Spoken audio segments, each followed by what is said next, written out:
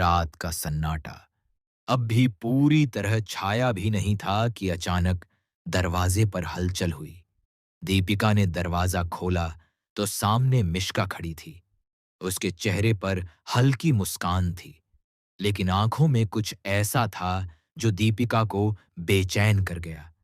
दीपिका ने हैरानी से पूछा कि इस वक्त वो यहां क्या कर रही है। मिश्का ने बिना झिझक जवाब दिया कि ये उसका भी घर है, वो कभी भी आ सकती है। लेकिन दीपिका को उसकी ये बात बिल्कुल भी ठीक नहीं लगी। उसने सख्ती से कहा कि ये उसका घर है और जब तक उसे ये नहीं पता चलेगा कि मिश्का यहां क्यों आई है, वो उसे अंदर नहीं जाने देगी। माहौल धीरे धीरे गर्म होने लगा। तभी अचानक घर के अंदर से आवाज आई और मां ने आकर साफ साफ कह दिया कि मिश्का को उन्होंने खुद बुलाया है। दीपिका एक पल के लिए चुप रह गई, लेकिन उसके मन में सवालों का तूफान उठने लगा।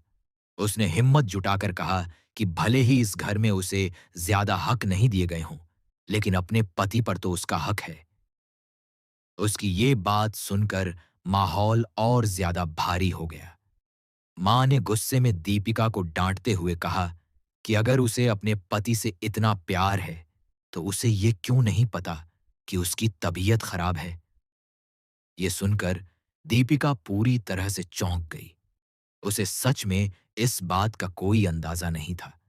उसके चेहरे पर चिंता साफ नजर आने लगी, लेकिन उससे भी ज्यादा उसे इस बात ने तोड़ दिया कि ये बात उसे किसी और से पता चल रही है। मां ने आगे कहा कि उन्होंने सिर्फ एक कॉल किया और मिश्का तुरंत यहां पहुंच गई, क्योंकि वो चिराग की बहुत परवाह करती है। यह सुनकर दीपिका के दिल में एक अजीब सी चुभन हुई।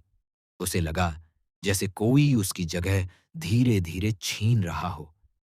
उसने कुछ कहने की कोशिश की, लेकिन शब्द जैसे उसके गले में ही अटक गए।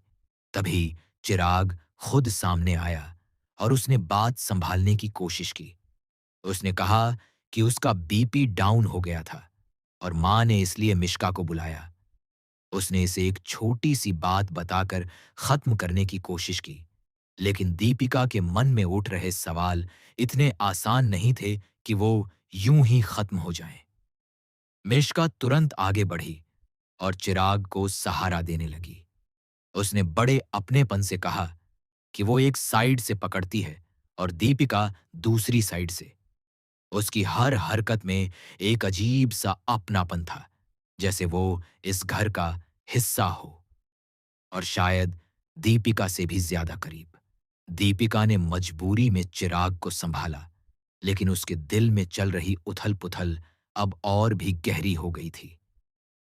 मिश्का ने हंसते हुए कहा कि चिराग तो हॉस्टल में भी ऐसा ही था, बीमारी में भी कभी बेड पर टिकता नहीं था।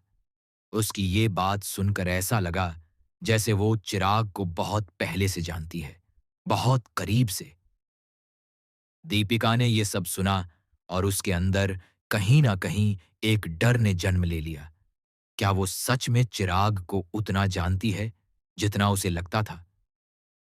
जैसे ही तीनों अंदर की तरफ बढ़े, दीपिका के कदम तो आगे बढ़ रहे थे, लेकिन उसका भरोसा पीछे छूटता जा रहा था।